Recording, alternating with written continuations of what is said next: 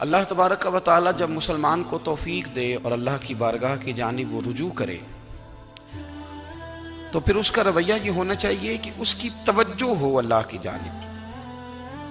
ہمارے ہاں تسبیحات پڑھ لی جاتی ہیں اگر کبھی موقع ملے، لیکن وہ خاص انہماک، وہ خاص شوق، وہ خاص ذوق اللہ تبارک و تعالیٰ کی عبادت کا. ایک ہوتا ہے نماز پڑھنا، ایک ہوتا ہے اہتمام کے ساتھ نماز پڑھنا، یعنی ذرا وقت پہ اٹھنا، ذرا صحیح کر کے وضو کرنا، ذرا شوق سے مصلی بچھانا.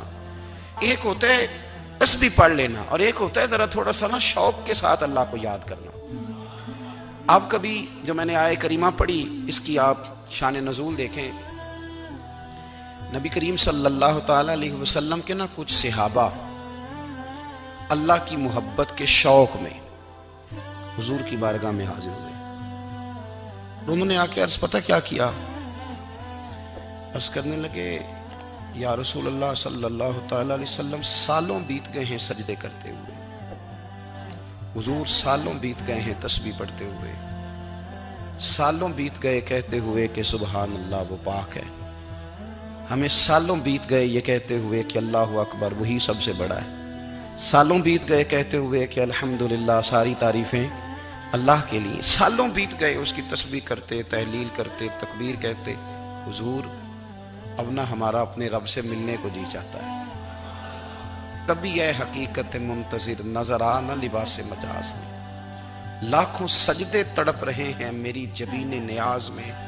اور اقبال کہنے لگے کہ تیرے عشق کی انتہا چاہتا ہوں، تو میری سادگی دیکھ کیا چاہتا ہوں، میرا ذرا سا تو دل ہے مگر شوق اتنا، میں وہی لن ترانی سنا چاہتا ہوں. میرا بھی دل کرتا ہے کہ اللہ میں تجھے کہوں میں تجھے دیکھنا چاہتا ہوں جس طرح حضرت موسیٰ کلیم علیہ السلام نے کہا تھا، اور تو مجھے کہے کہ لن ترانی تو نہیں دیکھ سکتا، ذرا سا تو دل ہے مگر شوق اتنا، میں بھی وہی لن ترانی سنا چاہتا ہوں. پھر کہنے لگے بھری بزم میں راز کی بات کہہ دی، بڑا بے ادب ہوں سزا چاہتا ہوں. دیکھو سب لوگوں کے بیچ ہی میں نے یہ کہہ دیا. میرے عزیز صحابہ نا شوق میں کتنے سارے لوگ ہیں، آپ کتنی ماشاءاللہ بڑی تعداد میں آپ آئے. ہم بھی کبھی اس شوق میں گئے ہیں کہ ہمارے رب کو دیکھنے کو دل چاہتا ہے، ہمارا جی چاہے وہ کبھی ہمیں ملے. حضرت عبداللہ ابن عمر رضی اللہ تعالیٰ عنہ حضرت عمر کے صاحبزادے، مکہ مکرمہ میں ان کی قبر ہے. میں نے جب انہیں پڑھا تو مجھے ان سے بڑا پیار ہو گیا. لیکن آپ کو پتہ ہے وہاں جا کے کسی شخص کا مزار تلاش کرنا یا پوچھنا ایک مشکل کام ہوتا ہے. تو ایک دفعہ میں مکہ شریف میں حاضر تھا تو ایک گاڑی والا ڈرائیور مجھے کہنے لگا کہ مولانا میں آپ کو جانتا ہوں، مجھے آپ سے محبت ہے، ایک بات بتاؤں آپ کو. میں نے کہا بتاؤ. کہنے لگے حضرت عبداللہ ابن عمر کی قبر دیکھنی ہے. میں نے کہا یہ تو نہیں کہہ رہا، یہ کسی نے بندوبست کرایا ہے، یہ اللہ نے تیرے دل میں بات ڈالی ہے، یہ ہو گیا تو لے چل مجھے. حضرت عبداللہ ابن عمر کو نبی پاک نے فرمایا تھا راجل صالح، یہ نیک بندہ ہے، یہ متقی آدمی. حضرت عبداللہ ابن عمر رضی اللہ تعالیٰ عنہ سیدنا فاروق اعظم رضی اللہ تعالیٰ عنہ کے صاحبزادے ہیں، اور ان کی ہمشیرہ سیدہ حفصہ رضی اللہ تعالیٰ عنہ حضور کی زوجہ محترمہ. ایک دن اپنی ہمشیرہ سے کہنے لگے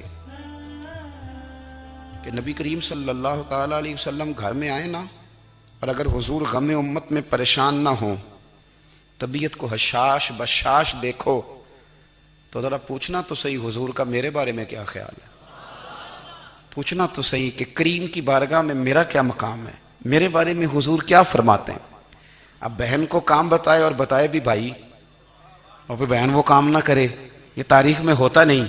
حضرت عمر فاروق رضی اللہ تعالیٰ عنہ کی صاحبزادی ام المومنین رضی اللہ تعالیٰ عنہ فرماتی ہیں کہ میں تو بس منتظر تھی. انہوں نے تو کہا تھا نا کہ اگر تم حشاش بشاش دیکھو تو بات کرنا، لیکن حضور تشریف لائے، میری باری تھی، میرے گھر تشریف لائے، کھانا پیش کیا تو فوراً میں نے عرض کی حضور ایک بات پوچھنی تھی. تو حضور نے فرمایا پوچھئے. میں نے عرض کی حضور میرے بھائی عبداللہ ابن عمر کے بارے میں آپ کا کیا خیال ہے؟ نوجوانوں میری بات پہ غور کرنا، میرے بھائی کے بارے میں آپ کا کیا خیال ہے؟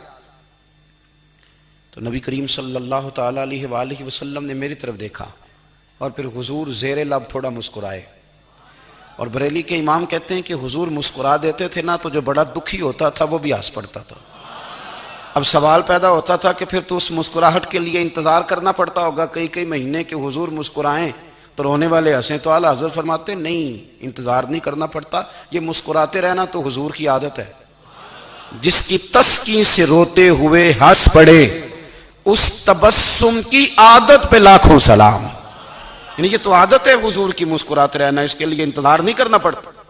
بھائیو آپ خیال رکھیں گے، غور کریں گے، حضرت عبداللہ ابن عمر رضی اللہ تعالیٰ عنہ کے بارے میں پوچھا تو سیدہ فرماتی ہیں کہ نبی کریم صلی اللہ تعالیٰ علیہ وسلم نہ زیر لب مسکرائے اور فرمائے حفصہ تیرا بھائی ہے تو اچھا، لیکن میں نے سنا ہے کہ عشاء کی نماز پڑھتا ہے تو فجر تک سویا ہی رہتا ہے۔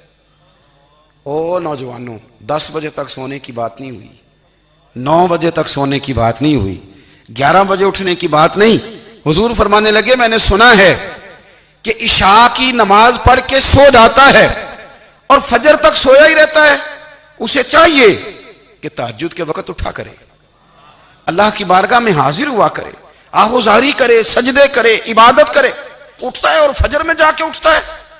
حضرت جناب حفصہ رضی اللہ تعالیٰ عنہ کہتی ہیں میں نے جناب عبداللہ ابن عمر کو پیغام دیا اور میں نے کہا میرے جوان بھائی سن، نبی پاک نے فرمایا ہے تو اچھا پر تہجد میں نہیں اٹھتا، نفل نہیں پڑھتا۔ او میری ملت کے جوانوں، مزہ نہیں آ جاتا جب ساری دنیا سوئی ہو، ساری دنیا، اور بستر بھی گرم ہو اور نیند بھی پورا غلبہ کر رہی ہو، اور اچانک گھنٹی بجے دماغ میں، آنکھ کھلے، گھڑی پہ نظر پڑے، 3:30 4 بجے کا پیغام گھڑی بتائے، اور کوئی چڑھتی جوانی والا اٹھ کے وضو کرے، اور جب وہ مصلی کھول کے بچھائے تو مدینے والے محبوب کہتے ہیں کہ ہر نماز پہ رب ثواب دیتا ہے، اور جو اٹھ کے تہجد کی نماز پڑھے اسے دیکھ کے تو رب مسکراتا ہے، جو اس کی شان کے لائق ہے، جو اس کی شان کے لائق، وہ مسکراتا ہے، خوش ہوتا ہے کہ میرا بندہ تہجد میں اٹھ گیا، وہ مسکراتا ہے۔ کاش ہماری صبحیں کبھی اپنے مالک کے نام ہو جائیں۔